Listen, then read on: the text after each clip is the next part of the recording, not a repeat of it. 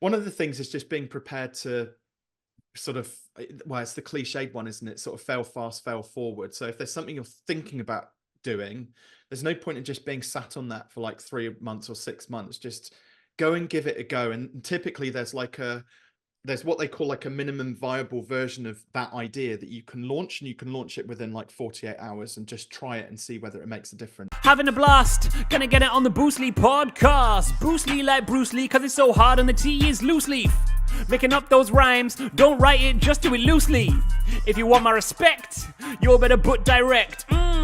Here are the words in the podcast, that's what comes next. From time to time in the podcast, we like to go out of the world of hospitality and drag an expert in to share their knowledge, because it's always good to dip out, because when you dip out is when you learn some cool stuff and you can bring it back.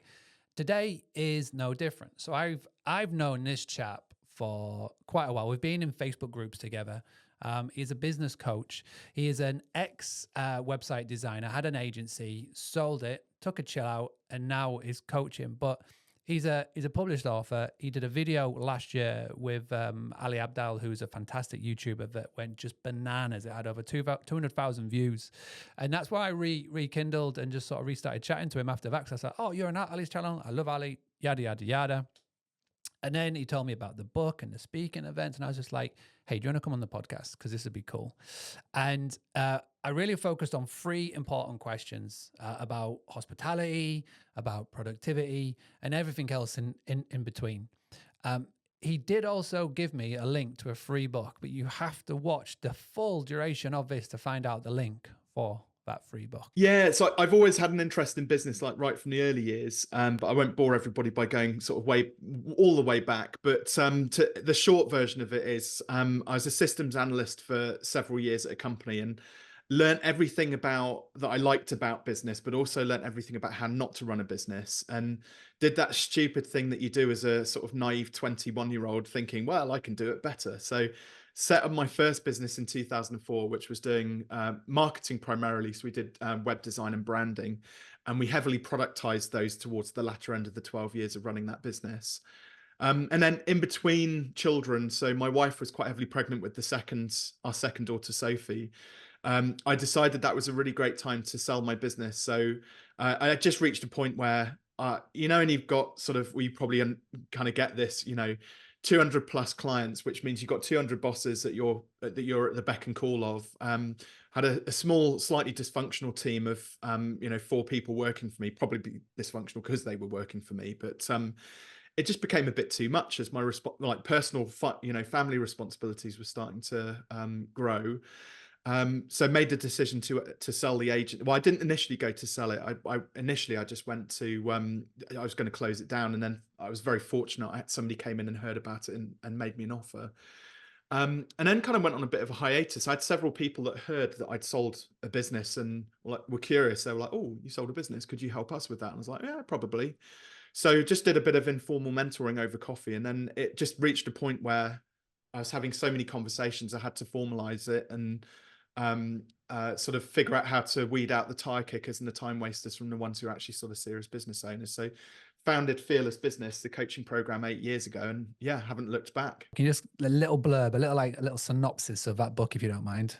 Yeah, sure. So I very early on in my coaching days, I did a webinar that was well, really it was for web designers. So that's what I'd done previously. So we had about 50 people on it. And about 5 minutes after the end of this webinar, I get this call from this really excitable young man.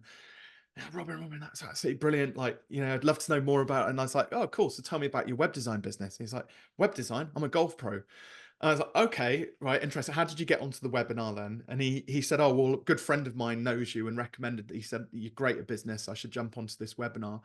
Anyway, Russ became my first official coaching client off the back of that webinar and that conversation. And so the story of Take Your Shot, and it's told as a parable, a story. It's only a short book as well, but we go on Russ's journey effectively through sort of the challenges and troubles he has in his business, and then he meets a business coach. The business coach gives him 5 really great pieces of advice, which he rolls out into his business, and then obviously the rest then is sort of history beyond that. So let's get into the questions. I've got 3 questions that I've put down. The first one is a fearless based question, or a fear based question. I tried to do a little bit of pun on that one.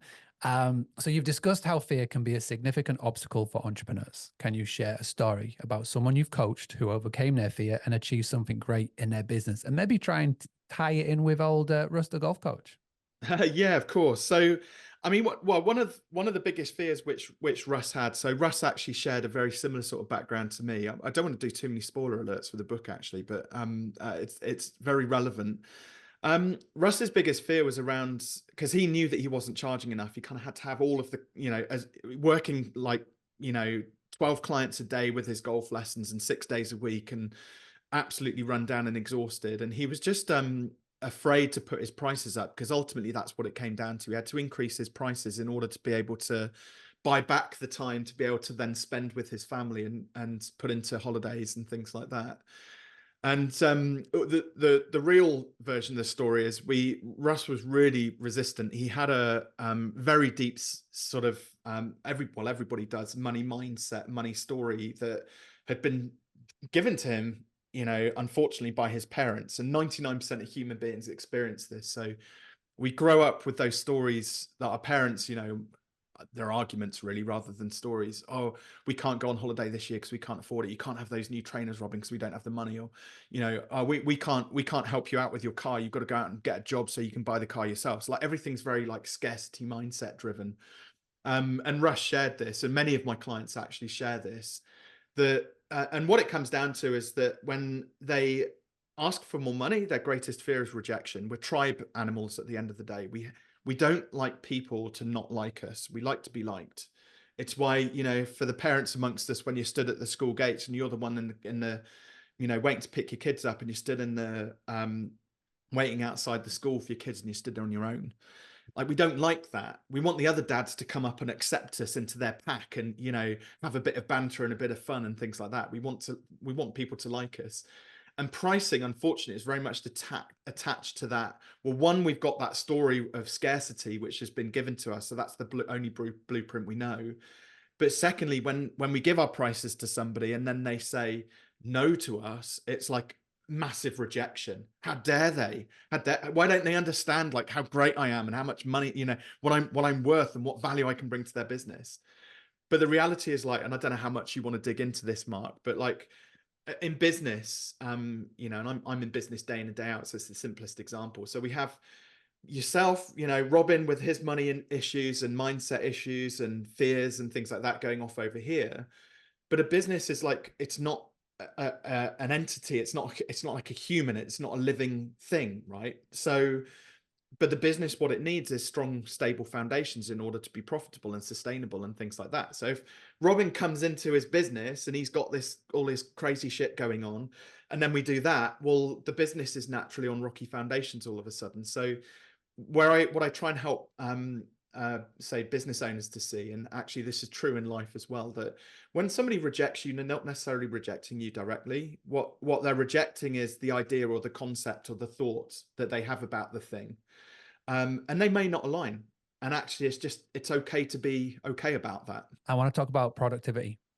So productivity is one that I know a lot of entrepreneurs and business owners or just people, they struggle with.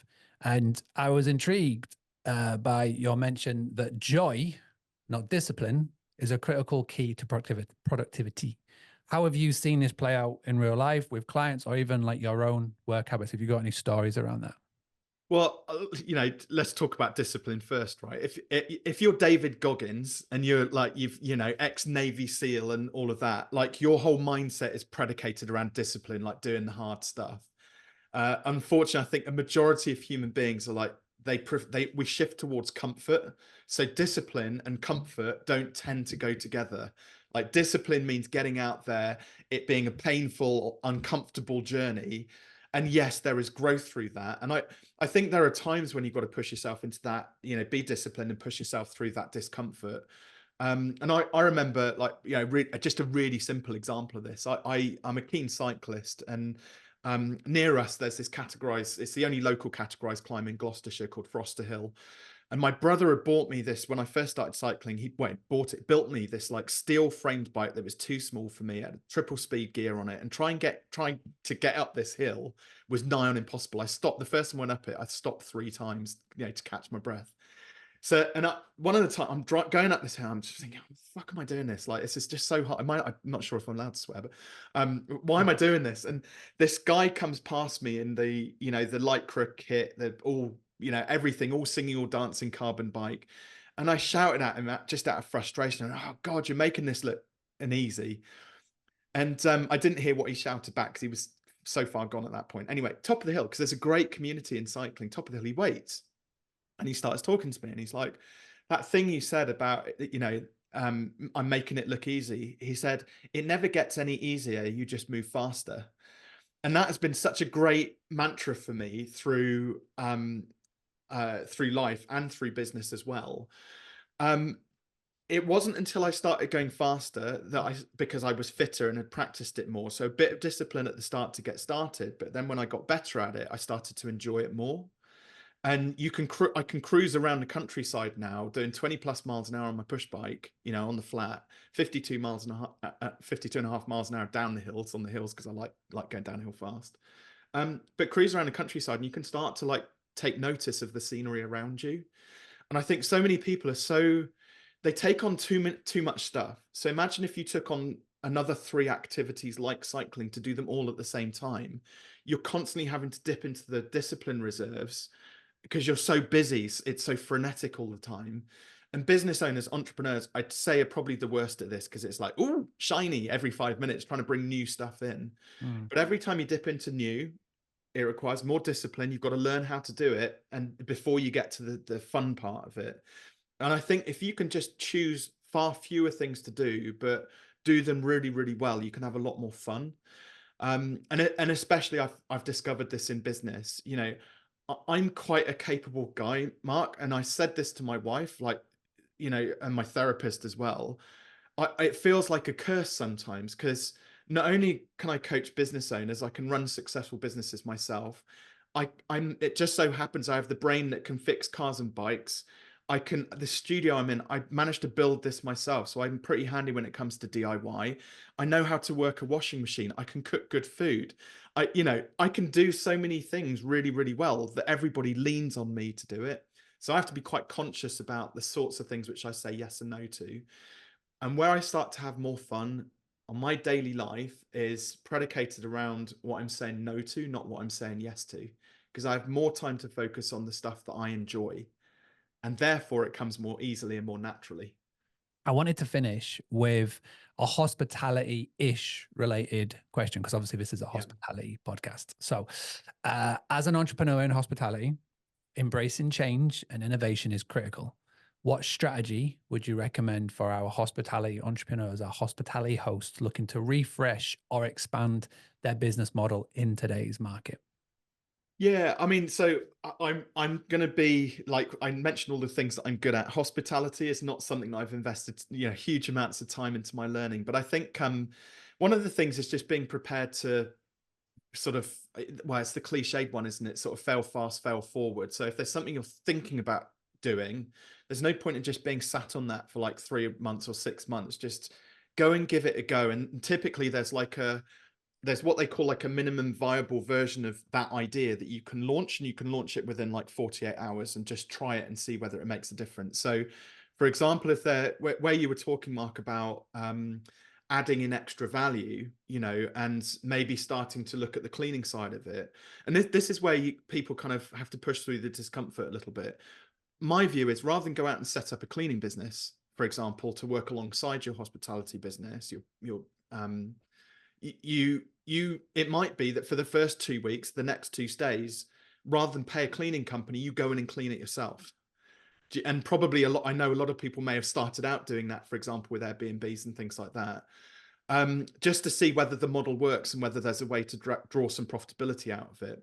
And part of that is about being able to, I see too many business owners who delegate responsibility rather than delegate responsibly. So what I mean by that is that in order to understand what it takes to bolt a cleaning business onto your existing property business, for example, you've got to understand the inner workings of how to clean houses. Otherwise, it's just not going to work, because you're not going to be able to tell other people how to do it. So there's a slightly clunky version, which is imperfect, that you just go out and give it a shot yourself first, learn about it, all of the ins and outs, and then you can go away and then build a business model around it. And the faster you do that, the better, because you might give it a go and go, do you know what? No, the company we were using, they were doing it much better. I can understand why we were paying them that much in the first place. Actually, let's focus on, fixing a different part of our business. All right, we teased the book earlier. Now, can you please just tell us a little bit more about it, and where can people go and grab a free copy from, please? Yeah, of course. So it's only a short read as well, because sometimes people are like, oh, not another book, because there's tons out there. But I designed it to be a very, like, an hour and a half, like 2-hour short flight read, basically. And within it, there's 5 very simple business models around sort of pricing, a goal setting, which again, it's remarkable how many business owners skip over the goal setting piece. And like, that's the bit which is like business by design, which I think, it's probably something for another episode altogether, I'd imagine. So we go into goal setting, pricing, packaging up your offer and things like that, and just understanding your numbers a bit better. But yeah, I've got a stack of copies ready to be signed and sent out. And the place to get them is fearless.biz/TYS for Take Your Shot. Which is your best social media to sort of get in touch with you and like sort of follow your journey, if there is one? Yeah, LinkedIn's probably the best bet. If you've got any questions off the back of this that you want to fire across to me, by all means. And I always accept the connection requests and answer questions. I know there's lots of people out there who are like Johnny Big Bollocks, who don't bother replying to anything, but I'm like, no, I like to reply to people when they've got an interesting question. And I've got a newsletter on LinkedIn as well, which is worth subscribing to, where all of the concepts that we've talked about today, regularly I post a newsletter up there as well. So without further ado, we'll be back very soon with another edition of the Boostly podcast. Make sure that wherever you are tuning in from, you like, you subscribe, you share, you download, and tell loads of people about it. We are on a mission this year to get past 1.5 million downloads, see if we can beat 2023. And the only way we'll do that is through your help. So thank you very much. We'll be back again very soon. Having a blast, gonna get it on the Boostly podcast. Boostly like Bruce Lee, cause it's so hard and the T is loose leaf. Making up those rhymes, don't write it, just do it loosely.